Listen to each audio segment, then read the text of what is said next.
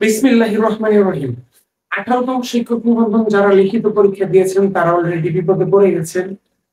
আর সামনে 19তম শিক্ষক নিবন্ধনে যারা পরীক্ষা দিবেন সর্বশেষে তাদের জন্য একটি সুস্পষ্ট বার্তা থাকবে এবং কল্যাণমূলক সুবিধাজনক কিছু কথা থাকবে।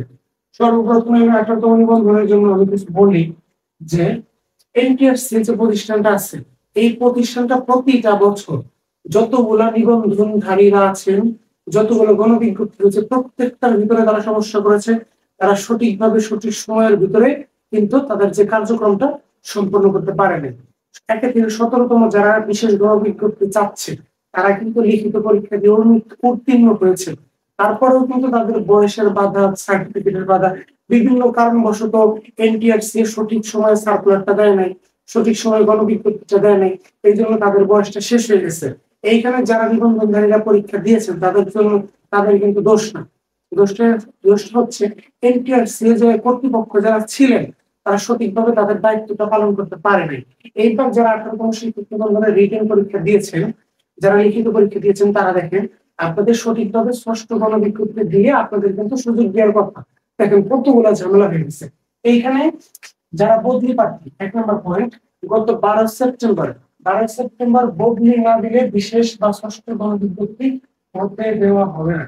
যারা পূর্বে নিবন্ধন দিয়ে বিভিন্ন স্কুল কলেজে জয়েন করেছেন সেই সমস্ত শিক্ষকরা এবং শিক্ষিকারা তারা এনটিআরসি কর্তৃপক্ষের সামনে এসে মানববন্ধন করছেন এবং এনটিআরসি এর যে গেট সেটাকে তালা দিয়ে আন্দোলন শুরু করে দিচ্ছে যে বদলি না দিলে বিশেষ বা ষষ্ঠ গণবিজ্ঞপ্তি দেওয়া সম্ভব না।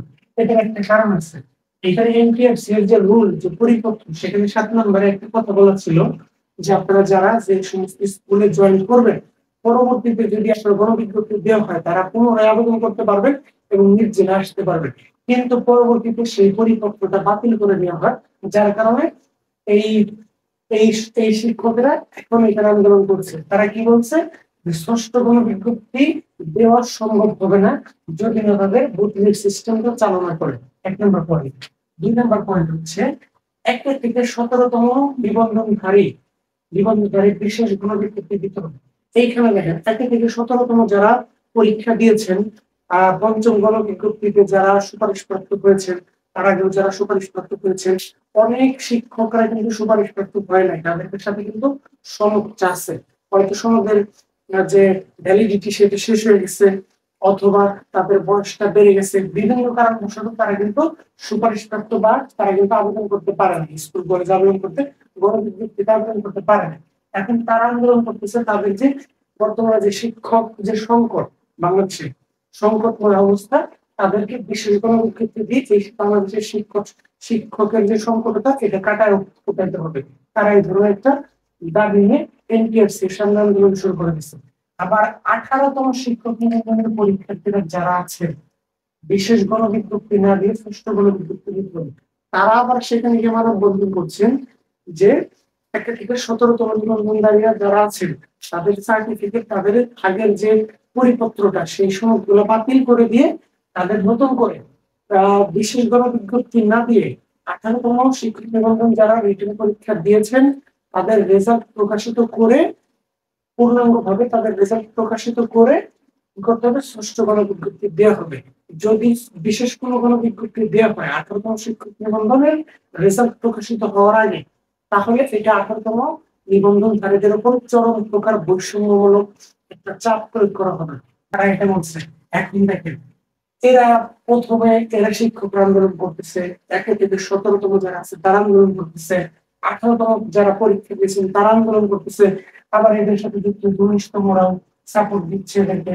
তাহলে দেখেন এত মানুষ যদি দিনের পর দিন প্রতিদিন এনটিআরসি এর তালা বন্ধ করে কর্মকর্তারা যারা আছেন তাদেরকে যদি উত্তপ্ত করা হয় তাহলে তারা কি করবে? তারা বন্ধ করতে যাবে বলে দোষটা আসলে কার? এই যে ধীরে ধীরে আপনাদের রেজাল্টটা পিছিয়ে যাচ্ছে, গণবিজ্ঞপ্তি পিছিয়ে যাচ্ছে, ষষ্ঠ গণবিজ্ঞপ্তি যখন দেওয়ার কথা তখন দেওয়া হবে না, বিভিন্ন কারণে এই রেজাল্ট গুলো পিছিয়ে যাবে। এইটার দায়ভার কে নেবে? এই হচ্ছে 18তম শিক্ষক নিবন্ধনের জন্য একটা সমস্যা।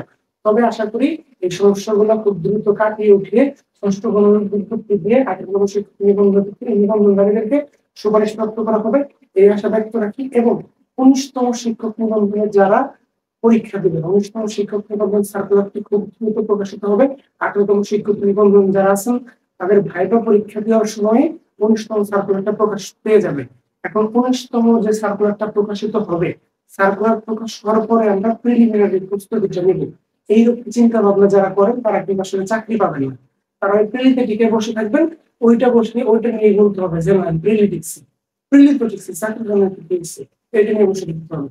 যারা ভালো কিছু করতে চান, সার্কুলার কবে দিবে সেই ভরসা না রেখে আপনারা, সার্কুলার তো একটা সময় হবেই, সেটা 2 দিন আগে 2 দিন পরে, আপনারা যারা পড়াশোনা করবেন এখন থেকে পড়াশোনা শুরু করে দেন। আমরা আগামীকাল থেকে 19তম শিক্ষক নিবন্ধনের যে ফ্রি সিলেবাসটা আছে সেই সিলেবাসটা সুন্দর করে আপনাদের মাঝে উপস্থাপন করব, এবং এই ফ্রি সিলেবাসের যে সমস্ত পড়া, বাংলা, অঙ্ক, তারপর আপনার ইংরেজি, সাধারণ জ্ঞান, বাংলাদেশ বিষয়গুলি এবং আন্তর্জাতিক বিষয়গুলি, এই ক্লাসগুলো আমাদের এই ইউটিউব চ্যানেলে সুন্দরভাবে নেওয়া হবে। এটা ফ্রি কোর্স, আপনারা যে কেউ ক্লাস করতে পারেন। ঠিক আছে, এখানে বাংলা ক্লাস নেবে আমাদের বাংলা শিক্ষক আছেন। গণিতে যে স্যার ক্লাস নেবেন সে হচ্ছে আমাদের রায়হান ভাই, জাহাঙ্গীরনগর ইউনিভার্সিটিতে গণিত বিভাগে অনার্স মাস্টার সম্পন্ন করেছেন। আমরা সবাই মিলে মানে এই কোর্সটা পরিচালনা করব। আপনারা যারা এই ক্লাসটা করতে চান আপনারা এই ইউটিউব চ্যানেলটি সাবস্ক্রাইব করে রাখুন, এখানে ক্লাস করতে পারবেন, এবং ক্লাসের সাথে সাথে রিটেনের জন্য আপনাদের কি করতে হবে, যারা গণিতে থাকবেন, যারা ভৌত বিজ্ঞানে থাকবেন, যারা সামাজিক বিজ্ঞানে থাকবেন, আপনারা কমেন্ট বক্সে একটু লিখে রাখবেন, আপনারা কমেন্ট করে রাখবেন। যারা গণিতে থাকবেন আপনাদের রিটেনের জন্য আমাদের এখানে দিক নির্দেশনা দেওয়া হবে এবং সাজেশন প্রদান করা হবে। যদি আপনারা গণিতে থাকেন আপনারা ম্যাথ লিখে রাখবেন, যদি ভৌত বিজ্ঞান থাকে আপনারা ভৌত বিজ্ঞান লিখে রাখবেন, যদি সামাজিক বিজ্ঞান থাকে কমেন্ট বক্সে গিয়ে সামাজিক বিজ্ঞান লিখে রাখবেন। আমরা যেই গ্রুপের স্টুডেন্ট গুলো আমরা পাবো সেই গ্রুপের সাজেশন গুলো আমরা তৈরি করবো। এই জন্য আপনারা কমেন্ট বক্সে একটু কষ্ট করে লিখে রাখবেন। ধন্যবাদ সবাইকে, ভালো থাকবেন। আমার এই ভিডিওতে ভুল ত্রুটি থাকলে ক্ষমার সঙ্গে দৃষ্টিতে দেখবেন। আসসালামু আলাইকুম।